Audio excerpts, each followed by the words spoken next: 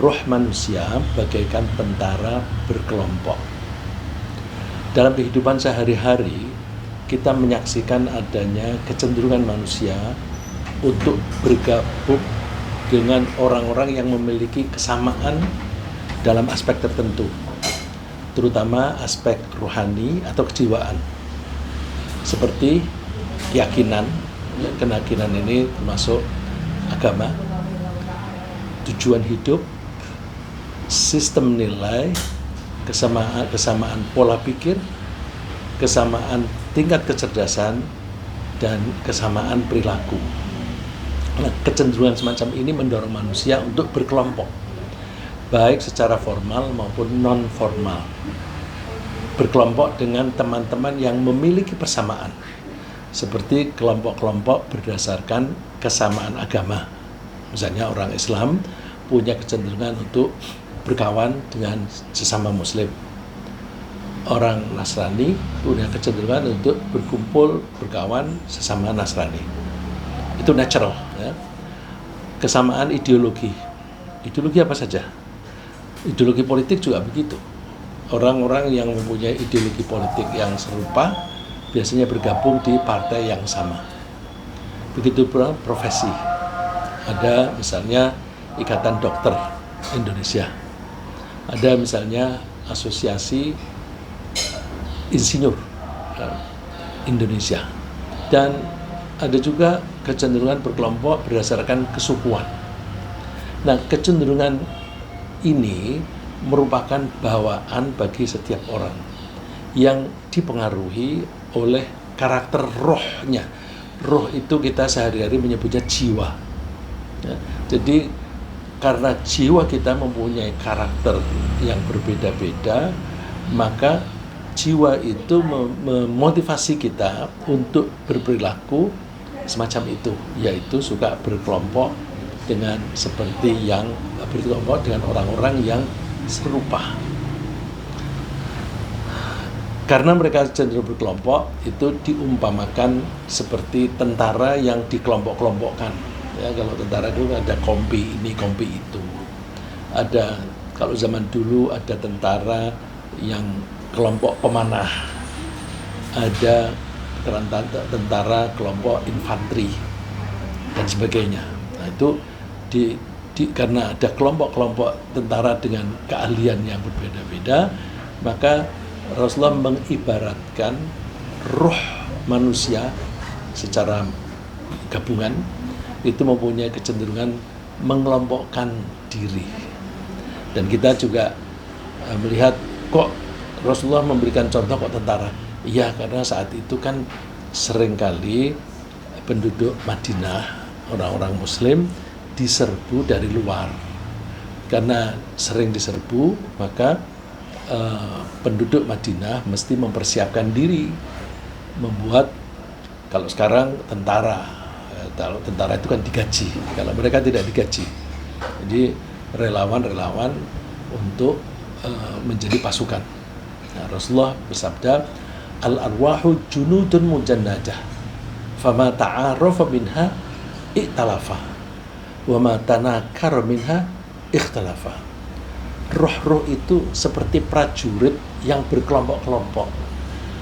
Jika mereka saling mengenal, mereka akan saling bersikap ramah. Dan jika mereka tidak saling mengenal, mereka akan saling berselisih.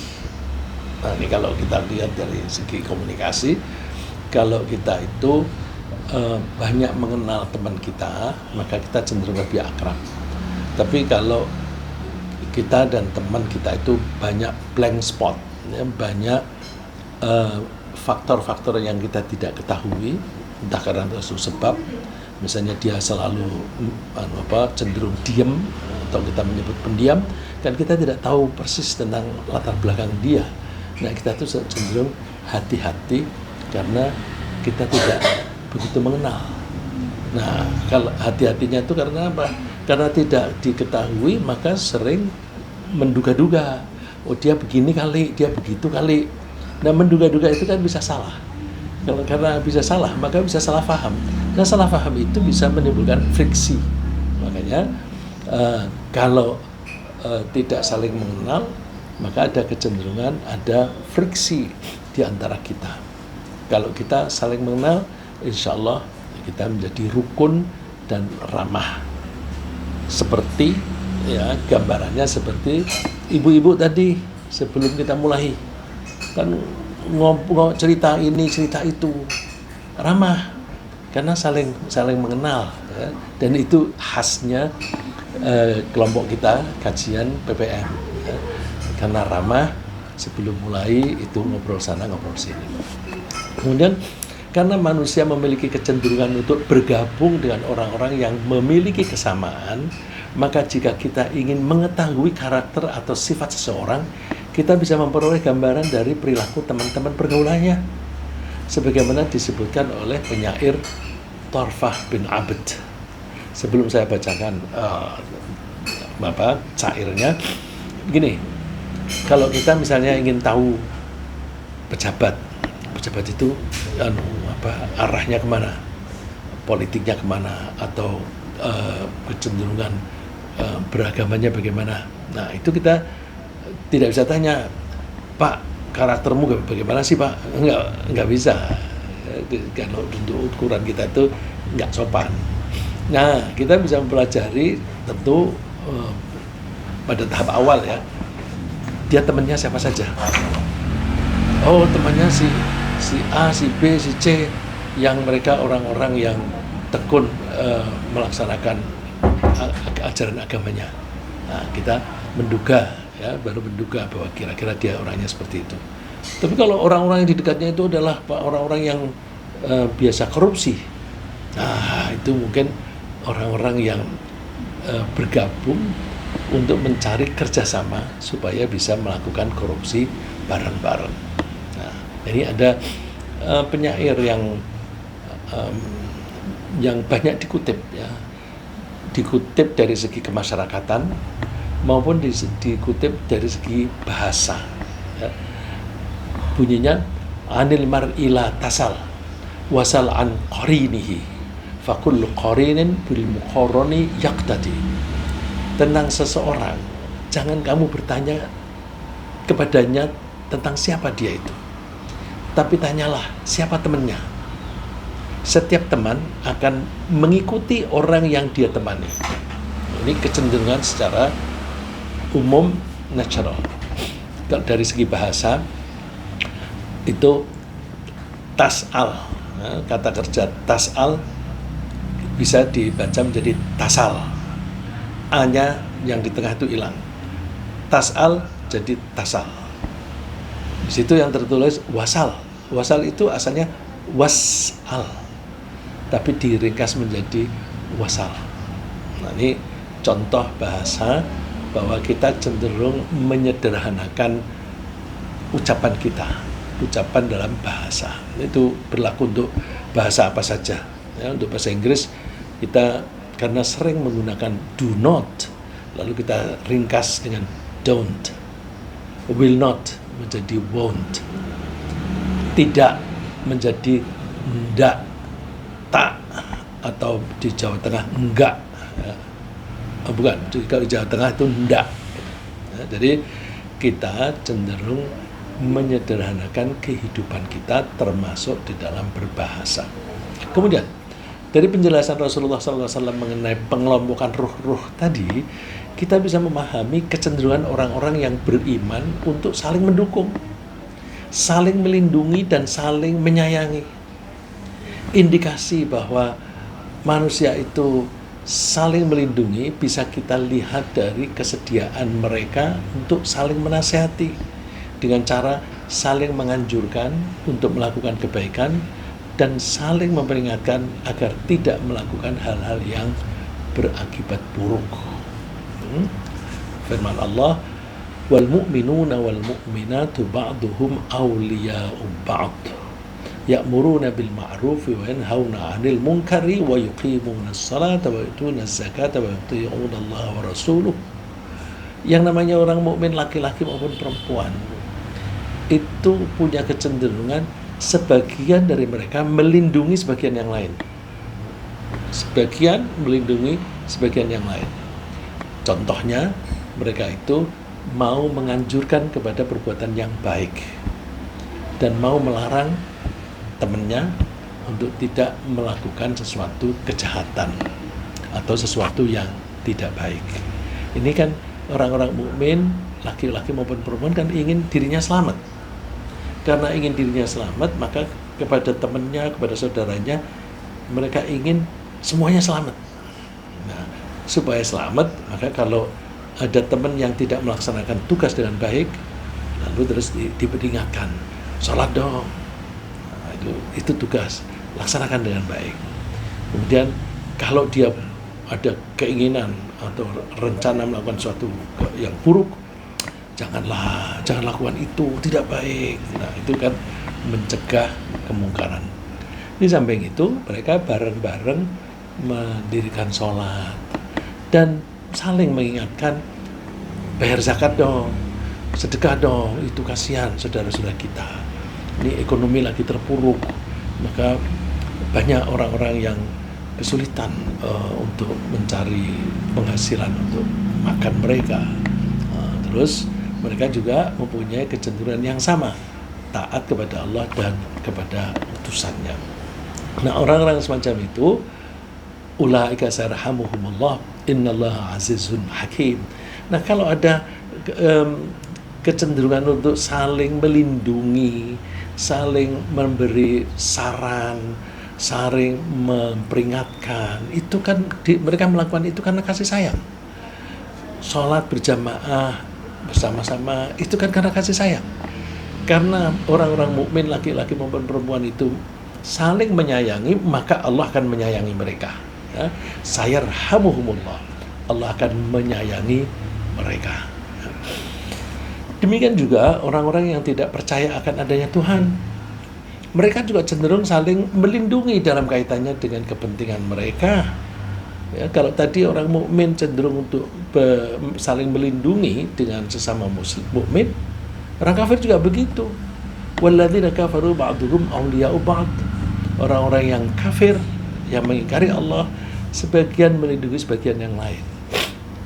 Nah, kita lihat kejadian belakangan ini. Kok ada oknum polisi yang diproses oleh kejaksaan. Ini yang sama-sama polisi berusaha untuk saling melindungi. Melindunginya tapi caranya dengan nakut-nakutin. Ada mobil dan motor dan sepeda motor dengan sirene yang keras di Kejaksaan Agung. Kemudian menerbangkan drone di atas gedung bundar. Nah, ini kan sebagian melindungi sebagian yang lain. Terus karena ini yang anggaplah intimidasi, ya, kata orang itu intimidasi, ya, atau menakut-nakuti. Nah, ini minta perlindungan, ambil polisi militer, ya, karena polisi itu kan harus tunduk kepada polisi militer, ya, terus sama angkatan yang tidak terlibat di situ. Nah, ini berarti kelompok ini juga saling melindungi. Terus saling melindungi juga saling menyerang, ya, ada saling menyerang. Karena ini kesal seperti itu, ada orang yang dianggap akan mengusik temannya begini, laporin bahwa dia telah melakukan kecurangan dalam suatu proyek, laporkan ke KPK. Nah, ini orang-orang jahat, orang-orang yang tidak mau tunduk kepada Allah, saling melindungi satu dengan yang lain. Nah, itu karena ada kecenderungan jiwa kita. Jadi jiwa kita tuh punya kecenderungan untuk saling mendukung. Begitu juga para penganut agama. Misalnya penganut agama Nasrani dan Yahudi. Itu mereka berusaha untuk saling mendukung di antara mereka. Nah, itu natural, ya. Karena itu Allah melarang kita umat muslimin untuk minta perlindungan kepada mereka, tidak pada tempatnya. Tapi kalau kita lihat, kenapa kok orang muslim minta perlindungan kepada orang yang non-muslim? Ya, ada kesamaan yang lain. Dalam hal agama beda, tapi ada kesamaan yang lain. Misalnya sama-sama korupsi. Nah, Kalau sama-sama korupsi, meskipun agamanya beda, roh mereka, jiwa mereka ada kesamaan, yaitu kesamaan untuk mengambil hak orang lain. Korupsi itu kan mengambil hak orang lain. Oleh karena itu, kita diwanti-wanti jangan terlalu akrab sehingga minta perlindungan kepada orang-orang yang bukan kelompok kita sendiri. Ya ayyuhalladzina amanu la tattakhidul yahuda wan nasara awliya. Hai orang-orang yang beriman, jangan kalian menjadikan orang Yahudi dan Nasrani sebagai teman akrab. Ini orang seringkali mengartikan aulia itu pemimpin. Enggak, sebenarnya artinya bukan pemimpin. Artinya itu teman akrab yang saling melindungi. Ini diterjemah yang saya copy paste di sini itu masih menerjemahkan pemimpin. Seperti di surat Al-Maidah ayat 21 yang dulu pernah terkenal, itu karena terjemahannya itu pemimpin, maka itu diangkat sebagai isu politik. Padahal itu arti sebenarnya itu teman akrab. Nah, sebenarnya pemimpin dan teman akrab itu lebih keras mana sih? Lebih keras teman akrab. Untuk menjadikan teman akrab saja tidak boleh, apalagi mengangkatnya menjadi pemimpin. Karena pemimpin itu tugasnya kan melindungi. Teman akrab itu secara naluri akan saling melindungi. Nah, jadi sebenarnya tidak beda jauh ya. Kemudian sesungguhnya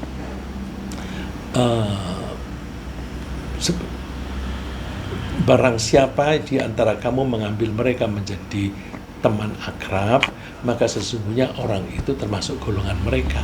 Jadi kalau ada orang minta perlindungan kepada orang lain, perlindungannya ini yang banyak terjadi kan sesama-sama korupsi. Nah, itu berarti termasuk golongan. Karena kecenderungan karena kesamaan maka mereka saling melindungi. Kalau orang yang ingin misalnya ingin mencuri kekayaan negara melalui mengambil APBN untuk kepentingan pribadi atau kelompok, nah itu nanti ketika ada pengusutan mereka saling melindungi.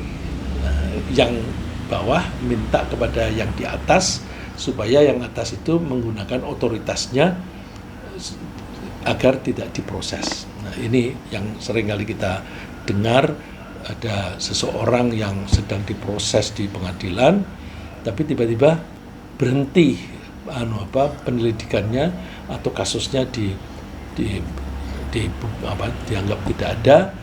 Nah, itu karena apa? Ada orang-orang yang di atasnya yang mempunyai otoritas yang mendekati kepada lembaga yang memproses itu supaya jangan diproses. Nah, itu sudah menjadi rahasia umum ya. Fa innahu minhum innallaha la yahdil qaumadz zalimin. Allah tidak memberi petunjuk kepada orang-orang yang zalim. Bahkan orang-orang jahat pun juga berusaha untuk saling mendukung dalam melakukan kejahatan. Namun Allah berjanji akan melindungi orang-orang yang beriman dari kejahatan mereka. Jadi memang orang-orang jahat itu akan selalu saling mendukung, memusuhi orang yang tidak jahat. Kok begitu sih? Iya, orang yang tidak jahat itu misalnya kan tidak suka perjudian. Kalau orang-orang jahat itu kan suka judi. Nah, mereka berkelompok untuk memusuhi orang baik. Karena orang baik itu tidak suka perjudian, maka mereka itu memusuhi orang-orang baik. Jadi sebenarnya bukan karena kebaikannya.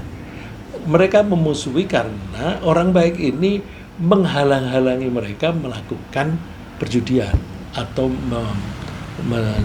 membackingi perjudian. Jadi bukan karena benci kepada orang baiknya. Orang baik kalau diem aja mereka nggak masalah. Tapi kalau orang baik kemudian mengusik mereka, nah itu akan dimusuhi. Maka seringkali kita mendapatkan orang baik semacam itu tahu-tahu hilang atau mati gitu. Ya, misalnya ada wartawan dulu sudah lama itu di Bantul sana. Ya, karena dia mau mengusik kejahatan seorang pejabat, mati dia. Ya, dan itu tidak hanya di Indonesia, di negara-negara lain juga begitu. Wartawan-wartawan yang mengusik kejahatan orang itu mempunyai kekuasaan, mati dia. Dan bukan hanya wartawan, ulama yang suka mengingatkan kejahatan itu juga bisa dimasukkan penjara atau bahkan dibunuh. Ada yang berhasil dibunuh, ada yang tidak berhasil. Nah, oleh karena itu kita mesti hati-hati, tapi Allah berjanji wallahu waliyul muttaqin. Allah akan melindungi orang-orang yang bertakwa. Ada kelompok orang yang berbahaya bagi umat muslimin karena mereka selalu berusaha untuk memusuhi orang-orang Islam, yaitu orang-orang munafik. Orang munafik itu kan mempunyai dua kepentingan. Jadi kakinya itu yang satu di seberang sana, yang satu di seberang sini, mempunyai dua kepentingan. Nah, orang semacam ini selalu tidak suka kepada orang-orang Islam. Ya, karena orang Islam dianggap mengganggu kepentingan mereka, seperti yang saya utarakan tadi. Ya, jadi orang-orang munafik yang mengaku sebagai Muslim, tapi sebenarnya mereka tidak beriman, itu justru yang mempunyai potensi untuk memusuhi orang-orang Islam. Kita ambil pelajaran dari Allah. Wa idza ra'aitahum tu'jibuka ajsamuhum wa yaqulu tasma' liqawlihim ka'annahum khushubun musannada yahsabuna kulla sayhatin 'alaihim humul aduwwu fahdharhum qatalahumullahu anna yufakun. Dan apabila kamu melihat mereka orang-orang munafik, tubuh-tubuh mereka membuatmu kagum. Mereka gagah-gagah, cakep-cakep. Dan jika mereka berkata, kamu mendengarkan perkataan mereka, apa yang mereka katakan? Mereka bagaikan kayu yang tersandar. Mereka mengira bahwa tiap-tiap terikan yang keras itu ditujukan kepada mereka. Jadi kalau ada orang mengatakan sesuatu yang mengkritik mereka, wah itu aku itu yang diserang itu. Jadi mereka, karena apa? Orang yang berbuat salah, kalau ada orang ngomong sesuatu itu kan dia merasa disindir. Merasa disindir itu kan berarti orang ngomong yang mungkin ngomongnya bebas, secara umum begitu. Tapi dia merasa, wah nyindir aku tuh. Terus dihabisin aja. Nah, mereka itulah musuh yang sebenarnya. Ini Allah menyebutnya humul adu. Mereka itulah musuh yang sebenarnya. Maka waspadalah terhadap mereka. Semoga Allah membinasakan mereka. Bagaimana mereka bisa sampai terpalingkan. Ya, jadi kita harus waspada, meskipun tadi ada jaminan bahwa Allah akan melindungi mereka, kita harus berusaha untuk waspada.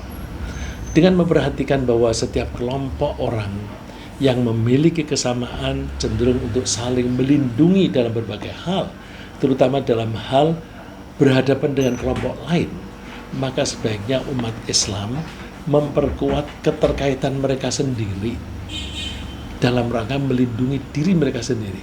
Jadi karena kelompok lain itu juga berkelompok, saling melindungi, kelompok lain lagi juga begitu, maka umat Islam juga seharusnya melakukan langkah yang sama. Kita berusaha berkelompok, bersatu untuk saling melindungi. Cuma belakangan ini saya merasa terganggu ya, bahwa ini kok sedang ada isu tentang kabinet yang akan dibentuk beberapa bulan yang akan datang.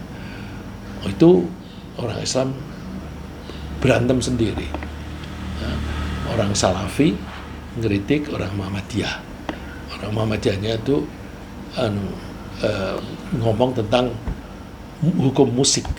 Itu kemudian dibantah dan sebagainya. Tapi membantahnya itu sambil nantang-nantang. Karena ini nantang-nantang, ini mempertahankan diri. Loh, yang saya maksud itu begini. Terus ini diserang lagi. Malah penyerangan itu sampai tidak kepada individunya, tetapi kepada kelompoknya, organisasinya. Nah, ini jangan-jangan mereka itu bertikai bukan dari dorongan dari dalam, tetapi ada pengomporan dari luar.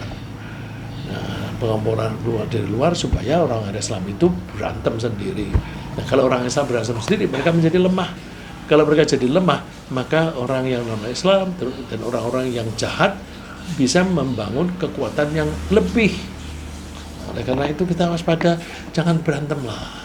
Kalau ada perbedaan pendapat itu biasa. Kalau kita orang akademisi ya seperti teman-teman yang bergerak di bidang akademik begitu. Perbedaan pendapat itu kan biasa. Jadi kalau misalnya kita mengutip teori Profesor A dan teori Profesor B berbeda, kita enggak lalu terus berantem kok. Mereka sendiri juga tidak berantem, ya. Karena mereka mengatakan aku berpendapat demikian karena berdasarkan penelitian kami begini, maka kesimpulannya begini. Nah, yang satu juga mengemukakan yang prosedur yang sama. Jadi kalau begitu kita mesti berusaha untuk memperkuat persatuan kita, memperkuat dengan cara saling mengenal. Jadi kelompok 1 dan 2 mesti mengenal. Misalnya kalau saya menyebut kelompok ya, orang Muhammadiyah, coba kenali orang Salafi itu kayak apa. Orang Salafi mengenali Muhammadiyah itu kayak apa, mengenali NU itu kayak apa. Tapi mengenalinya bukan untuk mencari perbedaannya. Ini yang jadi problem, mengenali tetapi untuk mencari perbedaannya, akhirnya menjadi bertikai. Mengenali itu untuk dicari kesamaannya. Toh Tuhan kita satu yang sama, Nabi kita juga sama, satu Nabi Muhammad. Kitab kita juga satu. Kenapa mencari yang berbeda? Ya, jadi kita mesti meningkatkan pengenalan antara kita sendiri satu dengan yang lain. Dan kemudian dengan memperkuat kebersamaan itu, terutama dalam keimanan, ketakwaan, kita akan lebih bersatu meskipun kita masih mempunyai perbedaan-perbedaan. Misalnya perbedaan suku, perbedaan warna kulit, perbedaan metode berpikir. Nah, metode berpikir itu kalau dalam fikih disebut madhab. Nah, Allah coba memberitahukan kepada kita, memang Allah sengaja membuat kita berbeda-beda, tapi untuk saling mengenal, bukan untuk saling memusuhi. Ya ayyuhan nasu inna khalaqnakum min dzakarin wa untha wa ja'alnakum syu'uban wa qabaila lita'arafu. Inna akramakum indallahi atqakum. Wahai orang-orang yang beriman, wahai manusia, sungguh kami telah menciptakan kalian, ada yang lelaki, ada yang perempuan. Itu kan berbeda. Dan kami jadikan kalian itu bersuku-suku, berkelompok-kelompok, agar kalian itu saling mengenal. Nah, kalian jangan melihat atau menekankan pada perbedaan itu. Carilah kesamaan, yaitu apa? Inna akramakum indallahi atqakum. Orang yang paling mulia di antara kalian adalah orang yang paling bertakwa. Nah, takwa inilah yang kita jadikan pegangan kesamaan. Kita bangun persamaan dalam ketakwaan. Ya, mudah-mudahan usaha kita ini kita bikin pengajian seperti ini supaya kita mempunyai persamaan dalam ketakwaan. Kalau sama dalam ketakwaan, kita nggak peduli. Ada yang jadi insinyur, ada yang dokter, ada yang dosen. Ya, kita sama saja. Ya. Ada yang suku Melayu, ada yang Batak, nggak masalah. Kita punya kesamaan, yaitu ketakwaan. Ya. Nah, karena itu kita memperkuat ketakwaan kita, dan kita ajak teman-teman untuk memperkuat ketakwaan supaya kita makin lengket bondingnya. Bonding itu kayak lem ya, perekatnya adalah ketakwaan. Kemudian untuk memfasilitasi umat muslimin dalam meningkatkan pengenalan antara satu dengan yang lain, Allah itu menganjurkan kita untuk sering bertemu dalam berbagai kesempatan. Ya, alhamdulillah kita ini paling tidak ketemu seminggu sekali. Bagi kita yang mengikuti kajian saya setiap hari Rabu, tapi ada di antara kita yang mengikuti kajian saya Rabu, Selasa, dan Minggu, Ahad. Bisa 3 kali seminggu meskipun ketemunya itu secara maya. Ya. tapi ini mempererat hubungan kita. Terus ada juga fasilitas yang dibuat oleh Allah, yaitu kita dianjurkan sholat berjamaah di masjid, terutama untuk sesama laki-laki. Wanita juga boleh, ya, karena dulu istrinya Rasulullah juga pada berjamaah di masjid. Jadi nggak ada yang ada larangan. Oh, wanita tidak boleh ke masjid, nggak ada. Para istri Rasulullah itu juga pada sholat di masjid kok. Ya, anjuran untuk berjamaah itu Rasulullah mendorongnya dengan menawarkan benefit yang besar. Sholatul rajuli fil jama'ati tudha'afu ala sholatihi fi baitihi wa fi suqi 25 dhi'fa. Sholatnya seorang laki-laki secara berjamaah itu dilipat gandakan pahalanya dibanding dengan sholat di rumah atau sholat di pasar. Sholat di pasar ini maksudnya di tempat kerja. Ya, kalau kita kan sekarang tempat kerja itu kan macam-macam, di kantor. Kalau dulu kan kebanyakan orang bekerja di pasar. Jadi dibanding dengan sholat di rumah atau di tempat kerja, itu pahalanya 25 kali lipat. Ini Rasulullah menyebut perlipatan jamaah itu, ada kalanya di hadis ini Rasulullah menyebut 25 kali. Pada kesempatan lain Rasulullah menyebut 26 kali. Pada kesempatan lain Rasulullah menyebut 27 kali. Itu artinya apa? Bisa bertingkat-tingkat, bahkan bisa lebih dari 27 kali, tergantung niatnya. Makin tulus, maka perlipatannya makin banyak. Jadi bukan lalu terus, oh ini kok Nabi tidak konsisten. Konsisten, tapi pemahamannya adalah bahwa tingkat yang lebih banyak itu didukung niatnya. Kalau niatnya itu betul-betul murni hanya karena Allah, maka pahalanya berlipat-lipat lebih banyak lagi. Ya. وذلك أنه إذا توضأ فأحسن الوضوء ثم خرج إلى المسجد لا يخرجه إلا الصلاة لم يخطو خطوة إلا رفعت له بها درجة وحط عنه بها خطيئة. Kalau laki-laki itu salat berjamaah di masjid, dia wudhu di rumah, kemudian dia keluar dari rumah menuju ke masjid, dia niatnya hanya ke masjid, tidak ke tempat lain. Bukan lalu terus mau beli misalnya beli sesuatu dulu, habis itu terus ke masjid. Bukan, keluarnya memang betul-betul ke masjid. Beli yang lain-lain itu belakangan. Nah, kalau orang yang semacam itu dia setiap satu langkah itu pahalanya bertingkat, ya, naik, pahalanya naik. Naik di sini kalau digambarkan sebagai tempat di surga, maka levelnya itu setiap langkah naik satu, setiap satu langkah naik satu. Nah, jadi tadi kalau dikatakan oleh Rasulullah 25 kali, 27 kali, itu tergantung. Kalau niatnya itu betul-betul murni karena Allah saja, maka derajatnya itu bisa makin tinggi, makin tinggi. Begitu pula dosanya akan diampuni. Dan orang yang cepat-cepat ke masjid sebelum qomat, dia sehingga ketika di masjid harus menunggu. Ketika dia menunggu saja, status dia sudah sama dengan sholat. Artinya dia tetap mendapatkan pahala dan bahkan didoakan oleh malaikat. فَإِذَا صَلَّى لَمْ تَزَلْ الْمَلَائِكَةُ تُصَلِّي عَلَيْهِ مَا دَامَ فِي مُصَلَّهِ.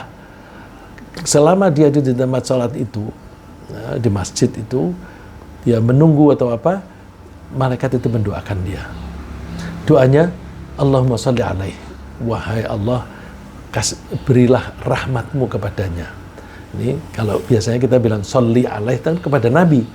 Ini malaikat mendoakan kita pakai doa yang sama, sholli alaihi. Jadi para malaikat bersolawat untuk kita. Allahumma arhamhu wa la yazalu ahadukum fi sholatin man tadharus sholah.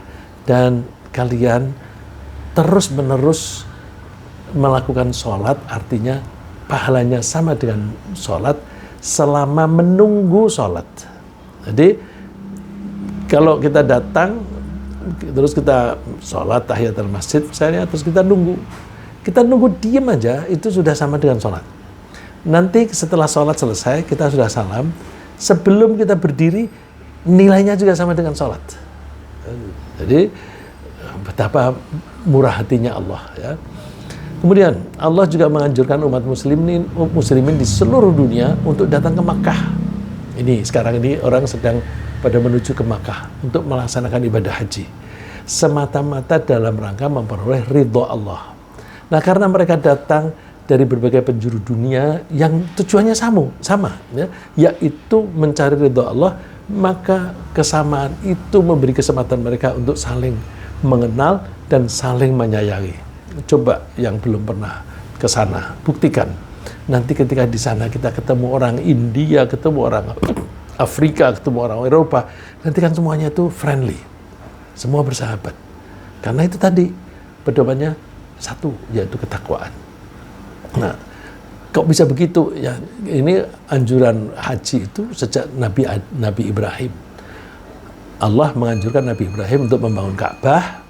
Setelah selesai, Ibrahim panggil orang-orang untuk datang berhaji. Bagaimana kami memanggil? Bagaimana saya memanggil? Orang-orang kan jauh di sana. Allah, sudahlah, panggil saja. Nanti mereka akan datang dari berbagai penjuru. Wa'adzin fin nasi bil haji ya'tuka rijalan wa 'ala kulli dhamiri ya'tina min kulli fajjin 'amiq. Panggillah manusia untuk datang haji, nanti mereka akan datang kepadamu, ada yang jalan kaki, ada yang berkendaraan, bahkan ada yang menunggang unta sampai kurus, karena perjalanannya jauh, unta yang gemuk itu bisa sampai menjadi kurus. Nah, itu ternyata sampai sekarang, makin hari makin banyak orang yang pergi haji. Kemudian Allah juga menawarkan ampunan dan mengabulkan permohonan orang-orang yang secara bersama-sama berzikir. Nah, ini kan Allah mendorong kita untuk selalu bersama-sama. Kalau di rumah malah stres. Jadi Allah menawarkan ampunan dan mengabulkan permohonan orang-orang yang secara bersama-sama berzikir di satu majelis. Baik mereka itu mengucapkan bacaan yang sama atau berbeda. Ini hadis ini mendorong beberapa orang bikin majelis zikir, ya. Majelis atau kumpulan untuk berzikir. Nah, ada orang yang bilang nggak ada dalilnya, ada, ini hadisnya ada kok. Saya tidak akan mengutip hadis kalau hadisnya itu lemah. Jadi hadis ini riwayat Muslim, jadi hadisnya sahih. Nah, hadisnya panjang, tapi coba saya ambil sebagian yang paling relevan supaya ketika saya taruh di PowerPoint itu tidak terlalu penuh. Nah, saya potong yang di tengah. Innallaha tabaraka wa ta'ala innallaha tabaraka wa ta'ala, mohon maaf, innalillahi tabaraka wa ta'ala malaikatan sayyarah. Allah itu memiliki para malaikat yang ditugaskan untuk jalan-jalan. Kurang tahu, belum Inggris.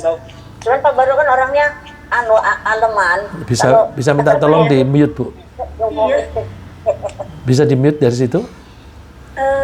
Aku lagi nyari malah. Iya, terima kasih. Ya. Allah memiliki malaikat yang ditugaskan untuk patroli. Ya. Istilahnya di sini sayyarah. Sayyarah itu yang bepergian terus, jalan terus. Nah, patroli itu kan jalan terus. Yang tugasnya mencari orang-orang yang sedang berkumpul untuk zikir. Zikir itu ingat Allah. Nah, ingat Allah itu bisa dalam bentuk sholat bersamaan, bisa sama-sama membaca Quran, bisa sama-sama memuji Allah. Ya. La ilaha illallah, la ilaha illallah, itu memuji Allah. Nah, kalau malaikat yang patroli tadi mendapatkan ada suatu kelompok orang yang sedang berzikir, mereka manggil-manggil temannya, itu ada itu, ayo sana. Lalu mereka datang berkerumun. Mereka punya sayap, sehingga mereka berkerumunnya itu bertumpuk-tumpuk. Digambarkan di situ, tumpuk-tumpukannya itu sampai tinggi, sampai ke langit. Artinya itu saking banyaknya malaikat itu, sampai tumpukan mereka itu tinggi sekali. Nah, kalau kelompok ini yang majelis ini tadi sudah selesai, baru mereka bubar. Ketika bubar, mereka naik lagi ke atas. Nah, itu lalu mereka itu qala fayaqulu qad ghafartu lahum fa'ataituhum ma sa'alu. Allah bertanya kepada para malaikat tadi, apa yang kamu dapatkan dari mereka? Oh, mereka itu minta engkau meminta surga gitu. Lalu Allah bertanya, emangnya mereka pernah lihat surgaku? Tidak. Antara lain juga mereka minta engkau mengampuni mereka. Terus Allah mengatakan, oke, aku ampuni mereka. Terus apa mereka minta? Ya, mereka minta untuk kepentingan mereka, untuk engkau memberi pahala dan menuruti keinginan-keinginan mereka. Terus Allah bilang, baik, aku kasih dan aku lindungi mereka. Nah, terus ada yang misalnya Allah berkata, mereka minta apa lagi? Minta supaya dijauhkan dari neraka. Emangnya mereka pernah melihat nerakaku? Tidak. Loh, mereka tidak pernah melihat neraka saja, mereka minta perlindungan. Bagaimana kalau mereka betul-betul melihat neraka? Mereka akan ngeri dan betul-betul minta perlindungan. Mereka minta apa lagi? Minta surga. Emangnya mereka pernah melihat surga? Tidak. Wah, bagaimana kalau mereka sudah melihat surga? Apa enggak makin getol itu mintanya? Ya? Jadi ini kita itu memang mempunyai kelebihan dalam hal mengetahui apa yang kita inginkan di masa yang akan datang. Kemudian Allah juga menganjurkan kita untuk bukan hanya saling mengenal, tapi bahkan saling mempererat hubungan antara satu dengan yang lain, yaitu dengan silaturahim. Sambil memotivasi kita dengan insentif akan memberi rizki yang lapang dan umur yang panjang. Ya, Rasulullah mengatakan, man ahabba ayyub sadalahu fi rizkihi wa yunsa'alahu fi atharihi falyasil rahimah. Siapa yang ingin rizkinya menjadi lapang dan ingin umurnya panjang, maka silahkan mempererat hubungan antar mereka. Logikanya gimana? Iya, kalau kita itu sendirian di rumah, itu kan kita menjadi sepi, merasa kesepian, dan makin hari makin merasa tidak berguna. Nah, itu menjadi putus asa. Kalau orang putus asa, cepat mati. Terus, karena di rumah terus, orang lain tidak tahu. Kalau dia butuh makan misalnya, tapi kalau kemudian dia bergaul dengan teman-temannya, wah aku butuh makan, oke, aku kasih pekerjaan ini. Terus dia mendapatkan pekerjaan, lalu dapat gaji, bisa makan. Nah, rizkinya menjadi makin lapang. Juga kalau lebih jauh dari situ, kalau kita berbisnis, kita mesti memperluas networking. Networking itu silaturahim. Nah, itu akan membuat penghasilan kita menjadi makin banyak. Dan karena kita mempunyai teman yang banyak, kita menjadi riang dan optimis. Riang dan optimis itu membuat umur kita menjadi makin panjang. Nah, demikian tadi adalah kecenderungan di dunia. Ketika di akhirat pun juga roh itu kecenderungan itu berkumpul. Ya, jadi kecenderungan kita manusia berkumpul itu tidak berhenti hanya di dunia. Ketika di akhirat pun ada kecenderungan berkumpul sesuai dengan pola pikir dan perilaku mereka. Nah, misalnya ini yang positif ya. Wa may yuti'illah war rasula fa ulaika ma'al ladzina an'ama Allahu 'alaihim minan nabiyyin was-siddiqin wasyuhada'i was-shalihin wa hasuna ulaika rafiqa. Orang-orang yang taat kepada Allah dan utusannya, mereka itu nanti akan bergabung dengan para nabi dan orang-orang yang membenarkan Allah dan para syahid serta orang-orang yang soleh. Nah, mereka itu adalah pertemanan yang baik sekali. Nah, oleh karena itu ini juga menunjukkan pertemanan. Yang jahat juga begitu, nanti akan berkumpul di neraka. Jadi dengan demikian kita umat muslimin memperoleh banyak sekali kesempatan untuk saling mengenal, saling melindungi dan saling menolong, sehingga seharusnya umat muslimin lebih bisa bersatu dalam mengatasi masalah kemasyarakatan dan menggapai cita-cita bersama. Kalau kita tidak menekankan ini, kita akan berantem, akhirnya kita tidak bisa bersama-sama menggapai suatu cita-cita, karena banyak sekali cita-cita yang hanya bisa diperoleh kalau kita itu bekerja sama satu dengan yang lain. Sendirian tidak mungkin, ya. Oleh karena itu kita galang persatuan, terutama berdasarkan ketakwaan, ya. Ringkasnya yang kita bahas pagi ini adalah bahwa roh kita itu mempunyai kecenderungan untuk ramah dengan orang lain yang dikenal. Manusia cenderung berkumpul dengan teman-teman yang sejenis dalam sikap dan perilaku. Orang-orang yang latar belakang agama atau kepercayaannya sama berusaha untuk saling melindungi. Kemudian orang-orang Islam memiliki banyak kesempatan untuk saling mengenal. Misalnya ketika sholat berjamaah, ketika menunaikan haji, dan ketika silaturahim. Dan di akhirat pun orang-orang akan dikumpulkan berdasarkan persamaan. Orang baik masuk surga dan orang yang jahat masuk neraka. Semoga Allah mengumpulkan kita dengan para nabi, para siddiqin, para syuhada, dan orang-orang yang soleh. Amin.